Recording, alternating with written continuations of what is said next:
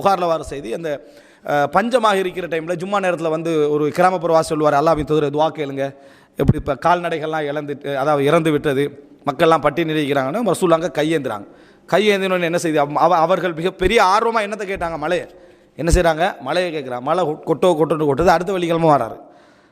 ஏன் மழை கொட்டோன்னு கொட்டி, அதை தான் எதிர்பார்த்தோம்.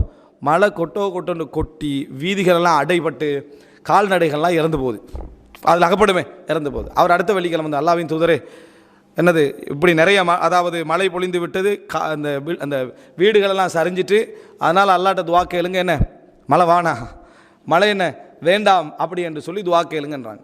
நீ மழையை விரும்பின மழை கொட்டுன்னு கொட்டிட்டு பாதிப்பை கண்ட உடனே வானான்ட்டாய், பாதிப்பை கண்ட உடனேயே வானாட்டு. மழைன்றதுனால பரவாயில்லன்னு நினைக்கிறோம். இதே மனுஷன் வைங்களேன், இதே மழைக்கு மனுஷன் இடத்துல வைங்க, நீ தான் வேணும்னு கேட்டாய், முடிச்சு வச்சோம், இப்போ வானான்றாய். சரியா? அப்போ தான் நம்ம அதை யோசிப்போம். மழை என்றதுனால அப்போ சரித்தானே, உடஞ்சா நம்ம வானான்னு சொல்லத்தானே ஒன்று உண்டு. அதே மஹப்பத்தான் மனுஷனில் காட்டியிருப்போம், நட்பில் காட்டியிருப்போம், வேலையில் காட்டியிருப்போம். அந்த வேலை தான் வேணும்ண்டாய், அந்த ஆள் தான் வேணுமெண்டாய், அந்த பெண் தான் வேணுமெண்டாய், அந்த படிப்பு தான் வேணுமெண்டாய், அந்த ஸ்கூல் தான் வேணுமெண்டாய், இந்த ட்ரெஸ் தான் வேணுமெண்டாய், இப்போ வானான்றாய். அப்போது அந்த பாதிப்பை கண்ட உடனே அல்லது சின்ன பாதிப்பு வந்தால் அல்லது ஏதோ ஒரு காரணமாக வானான்றுவோம். அப்போ அவ்வளோ உள்ள மஹப்பத் தலைகீழாக போயிடுது. மஹப்பத் என்ன செஞ்சிருது, தலைகீழாக போயிடுது. வெறுப்புக்குரிய நியாயமான காரணம் இருந்தால் அதுக்கு பேர் அலுப்பல்ல. வெறுப்புக்குரிய நியாயமான காரணம் இது, மார்க்கத்துக்கு முரணான வாழ்க்கை என்பதனால அப்படி என்று ஒரு ரியலாக ஒருத்தன் ஒதுங்கினாண்டா அது வேறு. ஆனால் ரியலான காரணம் இல்லாமல் அலுப்பு தான் காரணம். ஆனால் சமுதாயத்தில் நியாயப்படுத்திக்கிறதுக்கு வேறு காரணத்தை சொல்லிக் கொள்வாங்க. சமுதாயத்தில் காரணப்படுத்தி மார்க்கத்துக்கு முரணாக இருக்கிறார் அப்படின்னு.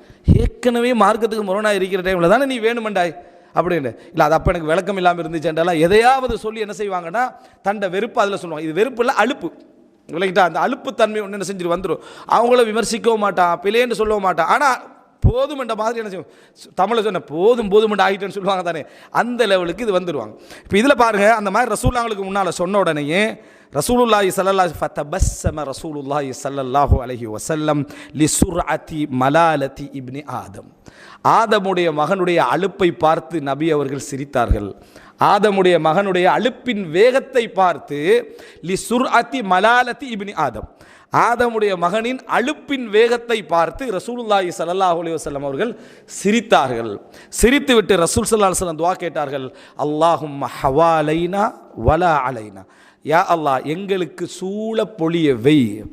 விரும்பினது விருப்பம் தாங்க, நாங்கள் மழையை விரும்பினோம், இந்த நிமிஷமும் மழையை விரும்புகிறோம், நாளைக்கும் மழை என்ன செய்வோம், விரும்புவோம், பொழிய வெய் என்றாங்க ரசூலுல்லாஹ். அல்லாஹும்ம ஹவாலைனா எங்களை சூழ பொழியவை, வலா அலைனா எங்களுக்கு எதிராக பொழிய வைக்காதே. சுப்ஹானல்லாஹ். நினச்சி பாருங்க இந்த விளக்கத்தை. நீ விரும்பினது நியாயமாக விரும்பியிருந்தா ஒரு அம்சத்துக்காக நீ வெறுக்கிறாய், நீ அலுப்படைஞ்சாய். அலுப்படையக்கூடாது. நீ கேட்ட மழை உன்னோட வாழ்க்கையின் அளவுக்கு தான் நீ கேட்டாய். அந்த நலவில் உனக்கு ஒரு பாதிப்பு என்ன செஞ்சிருக்குது, வந்திருக்குது. உயிர்கள் சிதறி இருக்கலாம், வீடுகள் இதாக இருக்கலாம். அதை முழுசாக வெறுத்தா நீ திருப்பி மழையை கேட்க மாட்டியா? நீ மழையை மறுபடியும் கேட்பாய். மழை வேணுமென்று தான் மறுபடியும் என்ன செய்கிறாய், சொல்ல போகிறாய். அப்போது அல்லாஹ்விடத்தில் நீ நிர்வாகம் பண்ண போறியா? இந்த டைமில் அனுப்பு, இவ்வளோவில் அனுப்பு, இந்த இடத்துல அனுப்புனா நம்ம நிர்வாகம் பண்ண போகிறோம் இல்லை. அப்போ ரசூலுல்லாஹ் துஆ கேட்குறேன், அல்லாஹும்ம ஹவாலைனா வலா அலைனா. ரசூல் ஸல்லல்லாஹு அலைஹி வஸல்லம் எந்த அளவுக்கு புரிஞ்சு கொள்கிறாங்கன்னு பாருங்க. ஃபதபஸ்ஸம ரசூலுல்லாஹி ஸல்லல்லாஹு அலைஹி வஸல்லம் லிசுர்அதி மலாலதி இப்னு ஆதம், ஆதமுடைய மகனின் அலுப்பின் வேகத்தை பார்த்து. அந்த இடத்துல அலுப்புன்னு நம்ம புரிஞ்சுக்கணுமா? அலுப்பின் வேகத்தை பார்த்து நபியவர்கள் புன்னகைத்தார்கள். புன்னகைத்து விட்டு தான் சொல்கிறாங்க. அப்போ இந்த மலையில் வந்து மழை வேண்டாம் அப்படி என்று சொல்லி நம்ம துவாங்க, லா தசுப்பு தஹர், காலத்தை ஏச வேண்டாம். ஹதீஸில் படிக்கிறோம், காலத்தை ஏச வேண்டாம். மழைக்கு என்ன செய்யக்கூடாது, சந்தர்ப்பம் நம்ம வேண்டாத டைமில் இந்த மழை பொழியுது அப்படின்ற வார்த்தைகள் என்ன செய்யக்கூடாது, சொல்லக்கூடாது. ஏன், மழை பொழிவது என்பது நமக்கு சில பொழுது பாதிப்பாக இருக்கலாம், இன்னொருத்தருக்கு தேவையாக இருக்கலாம். ஒரு கதையில் சொல்லுவாங்க, ஒரு தந்தை ஒரு மகள்கிட்ட வீட்டுக்கு போகிறாரு, திருமணம் முடிச்சு கொடுத்துக்கிற இடத்துக்கு. மழை வேண்டி துவா செய்யுங்க, பிரார்த்தனை செய்யுங்க, இப்போ தான் விதையெல்லாம் தூவிக்கிறோம், அது நல்ல பதனிடப்பட.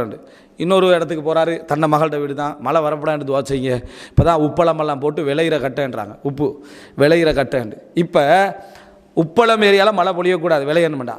இப்போ என்ன, அதாவது விவசாயம் போட்டிக்கிற இடத்துல மழை பொழிய என்னது, அல்லாஹ் நிர்வாகம் பண்ணட்டும்.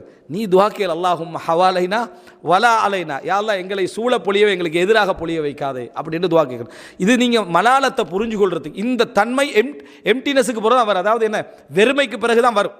வெறுமைக்கு பிறகுதான் அடுத்த ஸ்டெப்பில் இது அப்படியே கண்டினியூவாக என்ன செய்யும் வரும். இது ஒரு செய்தி.